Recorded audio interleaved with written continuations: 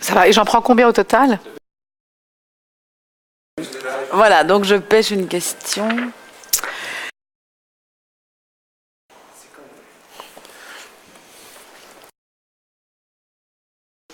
Un, deux, un, deux.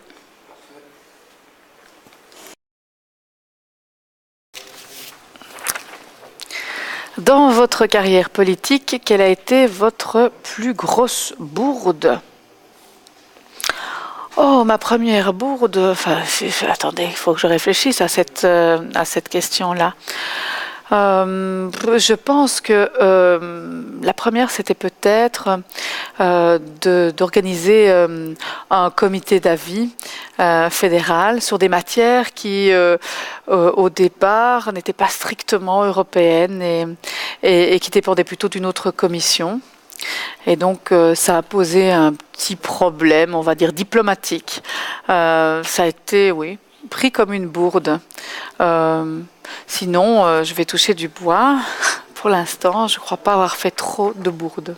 Les hommes politiques mesurent leur pouvoir au nombre des faveurs qu'on vient leur demander. Qu'en pensez-vous?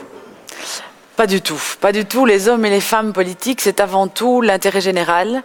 C'est avant tout faire des politiques pour le plus grand nombre et pour essayer que chacun puisse s'épanouir dans cette société et aussi connaître le bonheur et l'ascension sociale. Donc ce ne sont pas les faveurs individuelles que l'on fait, mais des projets collectifs pour chacun, pour chaque femme, pour chaque homme et pour que la société soit meilleure demain, tant au nord qu'au sud.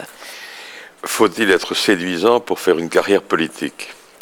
Mais il ne faut pas être beau, sinon je ne l'aurais pas fait. Mais il faut être séduisant, oui, et c'est quoi la séduction? Je crois que la séduction, elle passe par le verbe, elle passe par le regard, elle passe aussi par l'empathie, c'est-à-dire cette science de l'autre, elle passe par la convivialité, par la gentillesse, par une certaine écoute aussi. Je pense qu'on n'est pas séduisant quand on ne sait pas écouter et entendre l'autre. Et donc, elle passe aussi par les gestes, par ce que l'on appelle en anglais le body language. C'est ça le charisme, en fait. Je pense que quelqu'un qui fait de la politique et qui n'a pas tout ça, il a peu de chances de réussir. En fait, c'est la science de l'autre. C'est l'affection pour l'autre. Je pense que vraiment en politique, c'est ça la séduction. Du reste, je crois qu'il n'y a pas qu'en politique. La séduction, c'est quand un homme veut séduire une femme, c'est aussi ça. J'aurais remarqué d'ailleurs que c'est pas toujours les plus beaux qui ont le plus de succès. Alors, pourquoi la langue de bois est-elle si courante en politique? Eh bien, j'ai envie de dire parce que il est difficile. Je pense qu'il y a beaucoup de politiques qui ont peur de déplaire et qui donc, parce qu'ils ont envie de plaire à tout le monde, ne veulent pas toujours donner leur avis et leur opinion. Et voilà, je pense que c'est dommage parce que tout le monde y verrait beaucoup plus clair si on pratiquait pas la langue de bois et si on pratiquait plus la langue de la vérité. Voilà.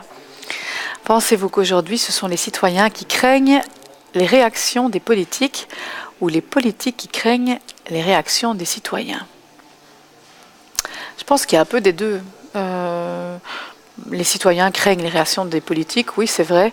Et davantage peut-être que les politiques craignent les réactions des citoyens. Parce que je pense que voilà le contexte que nous connaissons pour l'instant, qui est un contexte difficile politiquement, où c'est vrai qu'il y a beaucoup d'affaires qui sont mises au jour. Et c'est vrai que les politiques se disent c'est dommage qu'on fasse des amalgames. C'est dommage qu'on pense que tous les politiques sont dans le même sac, dans le même panier. Il y en a vraiment qui travaillent avec beaucoup d'intégrité et qui travaillent beaucoup pour l'intérêt général. Et donc voilà, ils craignent un peu des réactions qui sont des réactions passionnelles des citoyens, mais pas toujours très très justes non plus, à l'égard de celles et ceux qui travaillent de manière intègre. Voilà. Voilà. Conseillerez-vous une carrière politique à votre meilleur ami et amie? Je suis une femme de conviction, j'adore le métier que je fais, je crois que je remplis les mandats aussi bien que je le peux, mais ce que je dirais quand même, c'est que lorsque l'on s'investit en politique, on oublie souvent le reste, on met le reste entre parenthèses, mais le reste entre parenthèses avec bonheur. Et souvent, on a énormément de bonheur à faire de la politique aussi. Souvent, on est valorisé, mais parfois, et c'est le cas dans des moments comme maintenant, parfois il y a aussi des coups durs, mais que l'on surmonte parce qu'on pense vraiment travailler pour les autres, travailler pour les habitants, travailler pour les citoyens. Et ça, c'est toujours aussi très, très valorisant. Alors oui, faites une carrière politique, je lui dirais fais-le, mais sache évidemment que tu travailleras énormément, 6 jours sur 7, mais que tu auras aussi énormément de valorisation dans ce métier, parce que c'est un très beau métier. Faire semblant qu'un danger n'existe pas, c'est le meilleur moyen de tomber dedans. Ah, je suis absolument d'accord. Il est évident que ce qui aujourd'hui est la pire des choses face à la crise financière, ce sont nos peurs. C'est la peur d'avoir peur. En réalité, quand un danger existe, non seulement il faut en être conscient, mais il faut immédiatement l'affronter, lui faire face.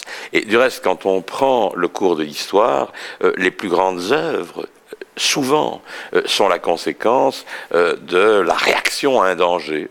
Si vous prenez par exemple l'Europe a fait des pas en avant formidables chaque fois qu'elle a été confrontée à un obstacle, chaque fois qu'il a fallu véritablement aller chercher au fond de soi la réponse. Si vous prenez les Wallons, c'est pareil, il faut arrêter de croire que les solutions sont ailleurs qu'en nous. Eh bien, pour la question ici, le danger, quand il y a un danger, il faut pas fermer les yeux, il faut l'affronter sans peur, avec volontarisme, avec optimisme, et généralement on voit que ça marche.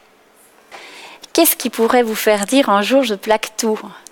Eh bien ça, je pense que si mon époux me proposait du jour au lendemain de partir vivre à l'étranger avec un nouveau projet de vie, avec les enfants, eh bien je crois que je pourrais franchement tout plaquer par amour et par volonté de développer un nouveau projet de vie ensemble, au soleil ou ailleurs. Voilà. Mais c'est une chouette question. C'est très interpellant, surtout à 10 jours des élections où les organismes sont assez fatigués. Voilà.